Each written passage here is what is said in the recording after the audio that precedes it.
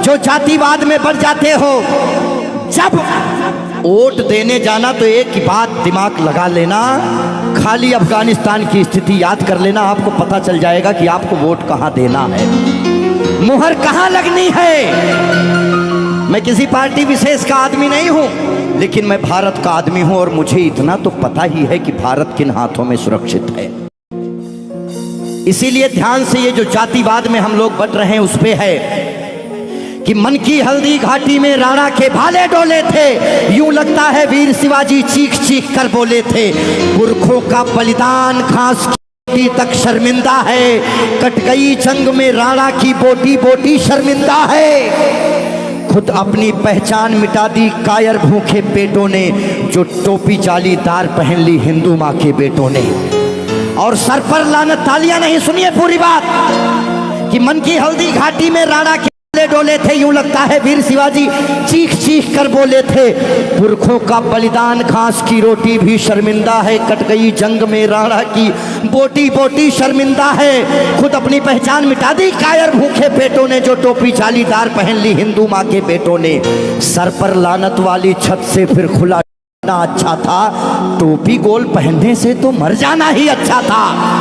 मथुरा अवधपुरी घायल है, काशी घिर गई कराहों से, यदकुल गठबंधन कर बैठा कातिल नादिर शाहों से। मुंह से आह तलक ना निकली धर्म ध्वजा के फटने से, कब तुमने आंसू छलकाए गौ माता पे। हिंदुस्तान के लोगों जागो,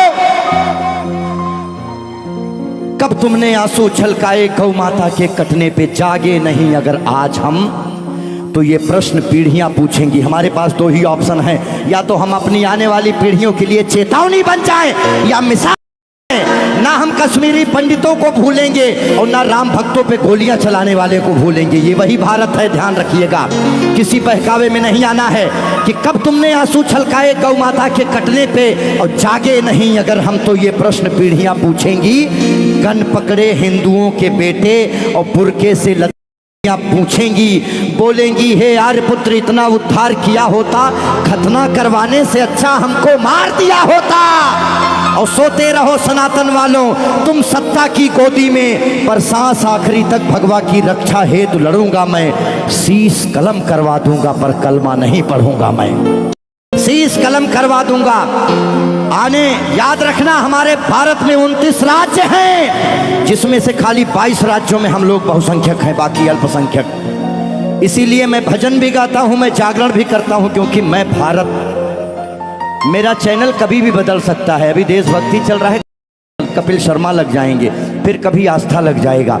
लेकिन एक बात का ध्यान रखना, हमेशा हम आज़ाद कैसे हुए ये बहुत मायने नहीं रखता है, लेकिन हम गुलाम कैसे हुए ये बहुत ज़्यादा मायने रखता है।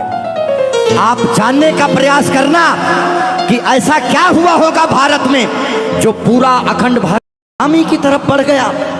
इस देश में जिनको चोर कहना था, जो मुगल भारत को लूटने आए, चाहे वो गजनी रहा हो, चाहे वो औरंगजेब, महान अकबर जिसको जिल्ले इलाही कहा गया, जिल्ले इलाही खुदा की परछाई को कहते हैं। और जो भारत के लोग अकबर बताते हैं जिल्ले इलाही, शहंशाह अकबर, जिल्ले इलाही खुदा की परछाई को कहता है। ये कौन सा जिल्ले इलाही है जो दिल्ली में महिलाओं की मंडियां लगाता है, महिलाओं की खरीदी फरोश करता है? इतनी काली परछाई कौन से जिल्ले इलाही की हो सकती है?